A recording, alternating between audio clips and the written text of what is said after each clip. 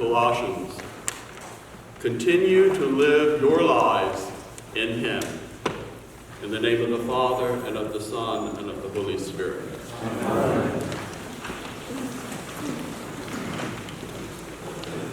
Because you are in the in-between times, a time of transitional ministry, I'm the supply clergy. I'll be here this morning, and we'll bid farewell. And next week, your interim rector will appear. But because you're in that in-between times, I wanted to share some particular thoughts that I have about what that means for you. And I'm going to do so as a trained interim rector myself and as a chaplain, which is why I've introduced myself to many of you this morning as Jim and not Father Jim. Chaplains are a little different than your pastor in your local church. The pastor in your local church has spiritual charge over you, and he's responsible for you, or she is responsible for you in ways that a chaplain is not. A chaplain is a mere companion who walks along the way with someone, side by side, not as a shepherd who leads the flock. So I'm kind of straddling a couple of things this morning. In transitional ministry, churches, like many institutions, go through cycles. The beginning was a long time ago. You reached a wonderful peak, and then things change. So my chaplain side this morning tells me that you're going to need to be grieving because things have changed. Maybe not a major grief, but it's a grief nonetheless. Life in Jesus, living in Him, is a strange thing for me. Jesus is who? He is, for me, living principles. I am the way, the truth, and the life. Truth. And Jesus is God. Therefore, He is love. The two highest principles that I hold are truth and love. And life in Jesus is living in truth and love. And that's always, not just in these in-between times, that you need to be mindful of that for this interim period. Living in truth and love, but grieving, because things have changed and will change further, and that needs to be addressed. Now, I suspect many of you here know Elizabeth Kubler-Ross and the 5 stages of grief introduced decades ago to the American culture, in which we have these things that we expect when we grieve, particularly a major grief. Well, about 25 years ago, I suspect, there was someone at Harvard Divinity School who was annoyed with this. He was a chaplain. And he looked at that. As a hospice chaplain, I work on a team. There is, surrounding the person and the family, a medical director, a physician, an RN case manager, a social worker, and a chaplain. And on a daily basis, the backbone of our services are our certified home health aides and CNAs. That being said, that's the team. The chaplain was annoyed because Kubler-Ross's 5 stages are all the purview of the social worker and has nothing to do with the chaplain. So, his dissertation was on the spiritual stages of grief. Anybody remember the 3 R's, reading, writing, and arithmetic? He went a little too cutesy and tried to do the 4 R's. and probably he could have wound up with 3 as well, and I'll tell you why. But his 4 R's of spiritual grieving were remembering, reassessing, reconciling, and then if you're grieving for yourself, particularly if you are dying, terminal, there will be reunion with those who have gone before. That would be the 4th R if you're grieving for yourself. If you're grieving for another, the 4th R is reinvestment. As you remember, I always tell people there's more to Irish wakes than the whiskey. It's the stories they allow, that the whiskey allows. Stories telling memories that you have, finding in those memories things that you need to address. It leads you to the reassessment and reconciliation, which I think could be combined, because we know in the church we're not going to go into reconciliation until we have done some reassessing, self-examinations as part of the process. So I think those two could be combined as you reassess what's going on and begin to reconcile with that reality. And then reinvest the treasures that you find. Sometimes the treasures are positive, sometimes the treasures are negative, and you don't want to be like that. So you're going to reinvest not being that rather than being that. But reinvesting is a way in which, when you're grieving, you can find the power of the relationship, that love that you've lost when we're talking about another human being, and make it be a part of it. Well, that dissertation is sitting on a shelf, and I've seen nothing published about it, so 4 R's was a little too cute, but I think the import was there. To be a chaplain is to collect stories, and telling stories is one of the most important spiritual activities one can engage in. And I turn to the scriptures for that reality. In Arche Hein Logos is the first 5 words of the Gospel of St. John in Greek. You know them translated as "in the beginning was the Word." But Logos is a rich Greek word that has other ways we could do it in English. And my favorite legitimate translation, "in the beginning was the story." In the beginning was the story.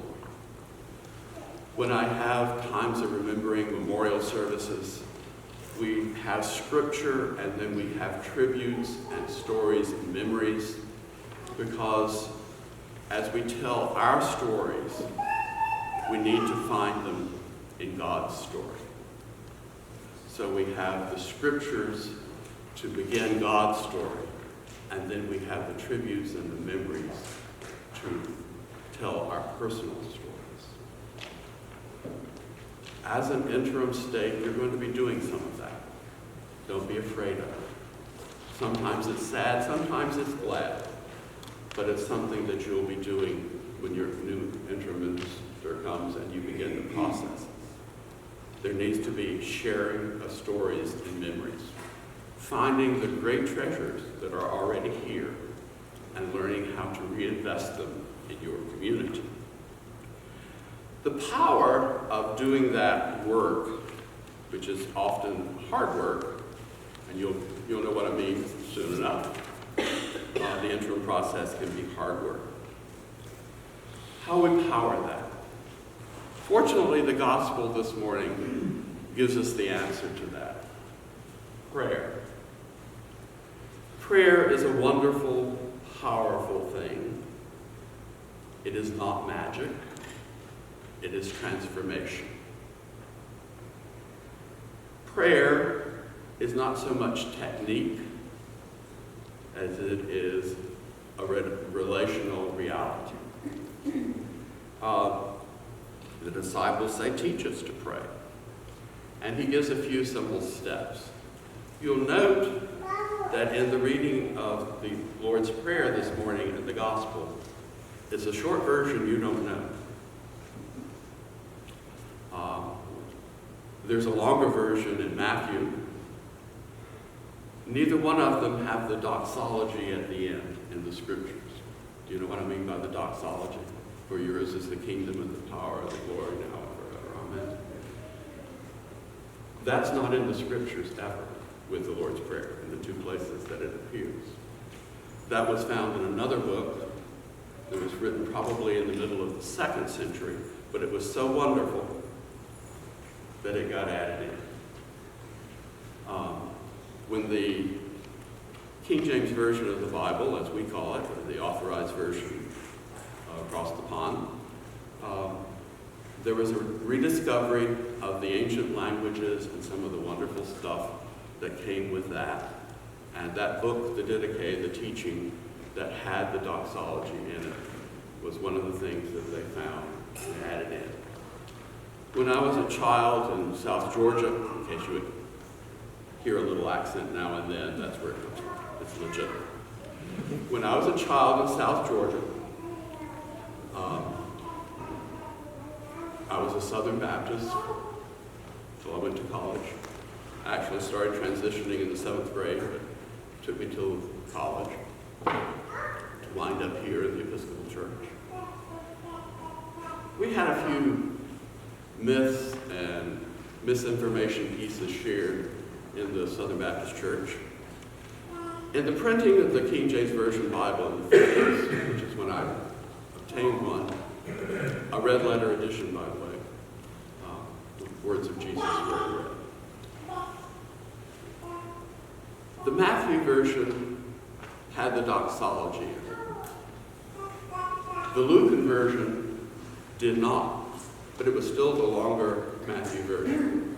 So when you got deliver us from evil, amen. Well, in the Southern Baptist Church, that was the way the Catholics prayed, and we thought there was something fishy about that they wouldn't say that for thine is the kingdom and the power and the glory forever and ever. Amen. So I discovered in my journey that there probably is nothing more Catholic than the Bible and nothing more evangelical than the Mass. This is important, this prayer, these things. But if you're teaching prayer, like teaching reading, you start with the ABCs and you work up slow. You don't share a dissertation straight out. There are a few things you have to do. And prayer is one of those things that probably is not taught often enough, practiced often enough for us to really understand how the process is ongoing.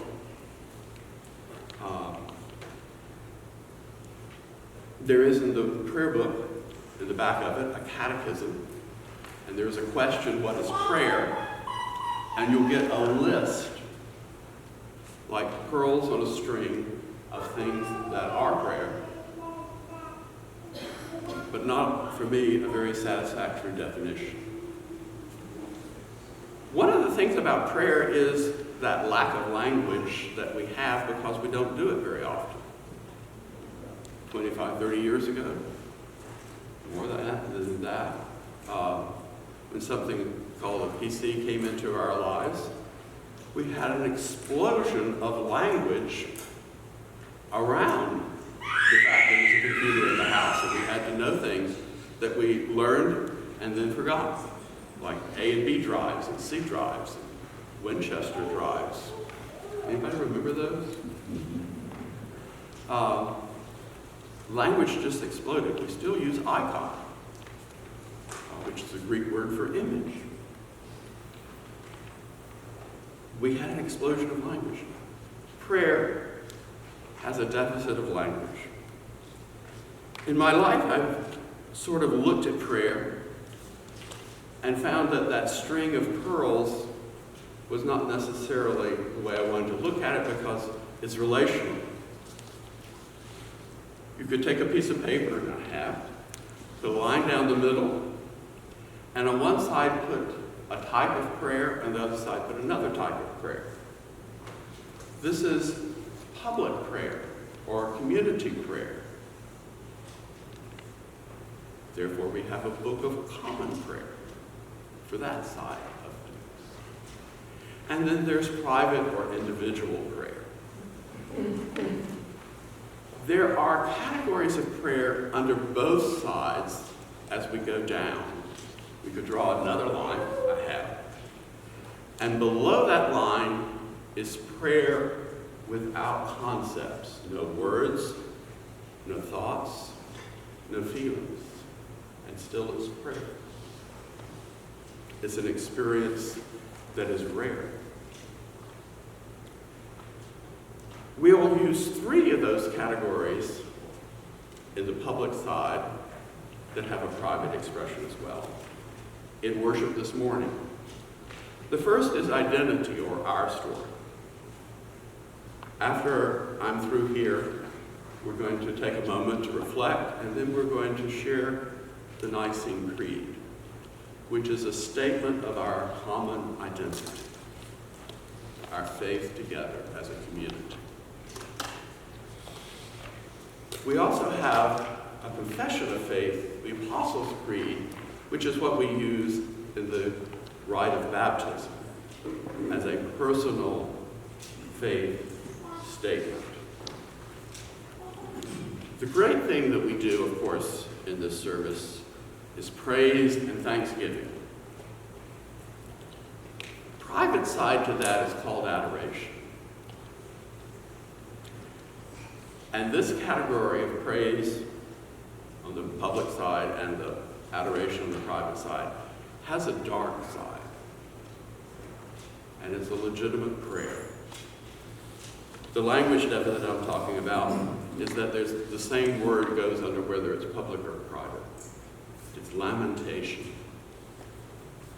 To praise God is to remember the great works He's done for which you give thanks. To lament is to list to God the things that you don't think are so right in the world, and you'd like Him to know about it and do something about it. A lamentation is in many ways just the dark side of praise. Then we come to the category which really the word prayer is that category. To ask for something. To pray is to ask. Pray tell. What do you think about this? You know, you ask when you pray. And on the public side, we're going to do intercessions on behalf of others and petitions on behalf of ourselves and our community. And the private side, same word there again, a deficit of words between public and private. We do it privately or publicly, and it's the same thing. The fourth category of prayer with words or thoughts or feelings, I choose to call meditation. It's body prayer, mental prayer, devotions like the Stations of the Cross, benediction, labyrinth walking, recitation of the Rosary or other group prayers in public, and all can be done privately as well. To meditate, to turn things over and over again. As you read some of the great saints who have talked about the life of prayer, they use sometimes, I discover, the word meditation, and I say, this is my choice for what I'm telling you this morning, because it also could be the word contemplation. And different saints used contemplation and meditation together, so you have to know what they're meaning. Because for me, contemplation is that fifth category of prayer, which is without words, without thoughts and feelings, and is a state of being that is blissful. And it is a gift. There's a wonderful story in the East about a little frog who was sitting on a log in a thunderstorm. And he was sitting very quietly, because frogs sit quietly so that they can grab an insect as it comes by. And if you're not sitting quietly so that you don't disturb that insect when he comes by, you're not going to be able to reach out and grab it. So you have to practice as a frog, being still and sitting so that you can grab your supper. Well, while that frog is sitting on the log in that thunderstorm, a great bolt of lightning crosses over the sky, and the frog is enlightened. Literally. Everything is white. But it's a story in the East to talk about that last level of prayer, of being in the divine presence. It is a gift. You can practice doing one thing, but you cannot make it happen. It is a total gift. But that is the power of prayer, to take you to that place where you can have that bliss of enlightenment, of divine presence. And that is the prayer that we begin to learn when we say the Our Father, the Lord's Prayer.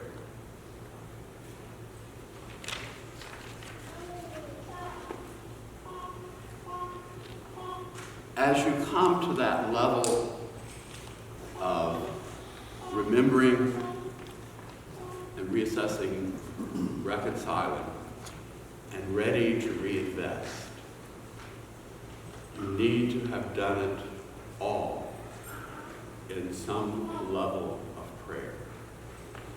The way I look at prayer in categories, it's like you understand that this is a diet. You need to balance your diet. You need to do some of this and some of that. As we come together in public, we're going to use 3 of those categories today.